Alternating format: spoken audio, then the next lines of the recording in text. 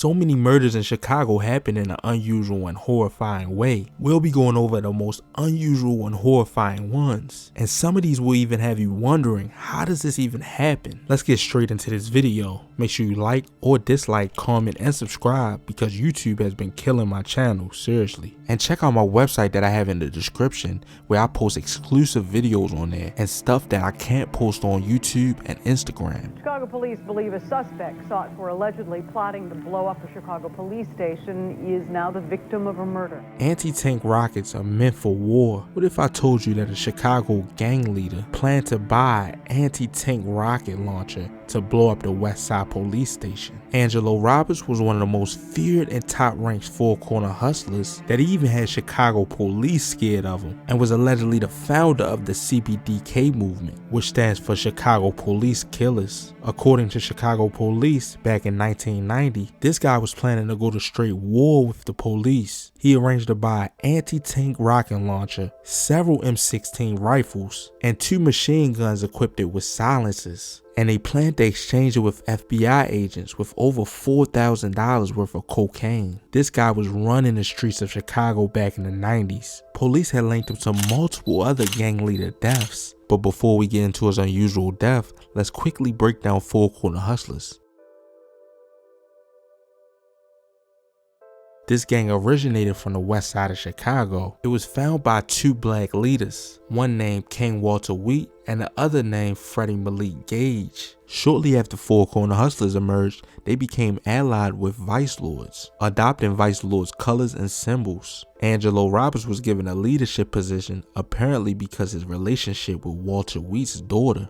This is where his unusual death will come into play, because back in 1994 he was arrested on guns and drug charges, and after he got out, that's when he planned to blow up the police station. Investigators have tentatively identified Angelo Roberts as the man found with his throat slit in a car trunk on the city's south side this morning. Roberts and other members of the Four Corner Hustlers street gang were indicted last October for allegedly trying to purchase automatic weapons from undercover federal agents. Those weapons included a rocket launcher, which according to investigators... But on January 16, 1995, on a cold Chicago morning around 1 a.m., a frozen body was found in the trunk of a brown Chevrolet by police in the 700 block of Vernon Ave. His throat was slashed and he was identified as Angelo Roberts. A lot of people speculate that it was the police that did this murder, but Angelo Roberts also had a lot of beef in the streets with other rival gang members. And during his funeral, they stood his casket upright because his uncle didn't want anybody looking down on him. To this day, no one has been arrested for this murder.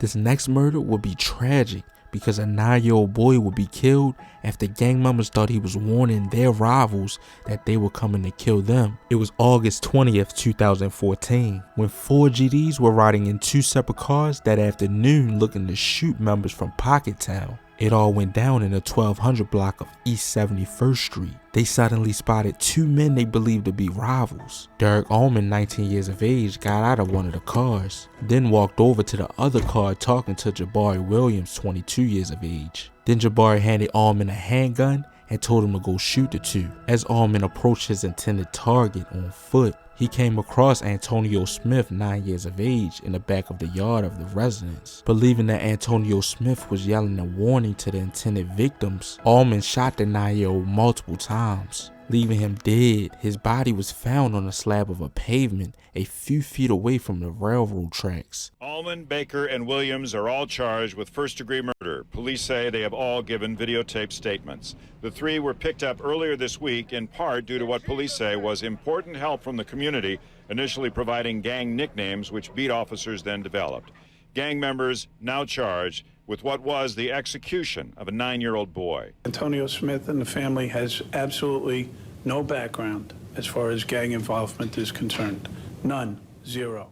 This next murder will leave 2 gang members dead on the railroad tracks. It was June 20th, 2010. It was a tragic event that their families still can't believe. Relatives say the 2 boys were friends and went to a barbecue that Sunday. It was OJ from Gyro City / Del Mob and Lil D from Met Boys. These two gang members were kidnapped after the barbecue at around 11:15. Police say someone shot them that Sunday night and left their bodies on the railroad tracks near 90th and South Highland. Face from TYB and Poo Poo Man from SMB allegedly killed them. This next victim was G Fazo's mother from the NL&B set. In May of 1997, his mother Tamika Galtney left the house one late evening. The reasons why she left remain an open discussion. Some say she went to the grocery store, and some say she went to see a man. But shortly before midnight, she was raped and her throat was slit. Plus, she was also pregnant at the time of her death.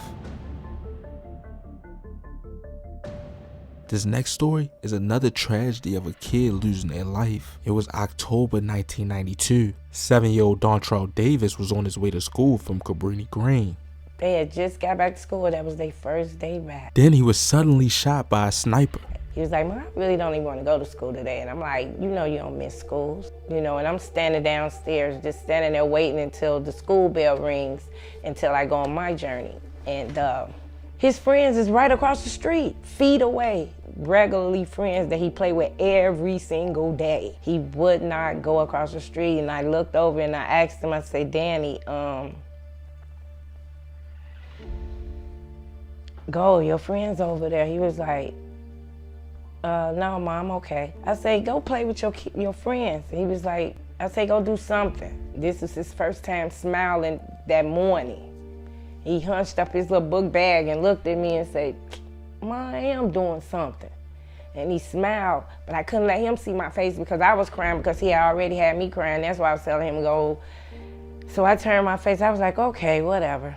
Within seconds after that, you know, I come from where I do recognize the sounds of shots. So I heard it, and all I could do is turn and tell Danny, I say, "Duck, Danny," but at that moment, he was already down. I said, "Okay, stay down, Danny." But all the time, the first bullet is what hit Danny. Danny, that first was Danny getting hit in his cheek. As quick as it started, is as quick as it ended. Dontrell Davis died instantly. The murder of him sparked an outrage citywide. Then it was nationwide. This next death was a truly unusual death. It was around July 11th, 2011. 24-year-old John Wren Avery was seen by police shooting a gun at 8:25 p.m. And when they seen him, a foot chase began. When he got to the 6200 block of South Vernon Avenue, he ran to his house and ran straight through the glass door. Unfortunately, the event of him running through the glass door from the police would kill him, and he suffered from multiple cut wounds. This next death would happen because the wrong things was posted from an interview on YouTube. It happened from a Zach TV interview when E-Day was doing an interview with him, and Stello pulled up in the silver Charger. Where they messed up at is where they put the silver Charger in the video. Cass L. Singleton, aka Stello, died 2 months later on July 21st, 2015. He was driving southbound on the 5900 block of South State when a gunman got out of a red car and opened fire at about 9:40 p.m. But that'll be about it for this video. Make sure you like or dislike, comment, and subscribe, and let me know down in the comments what y'all want to see next. And as always, stay blessed, stay well. Yeah, I'm out.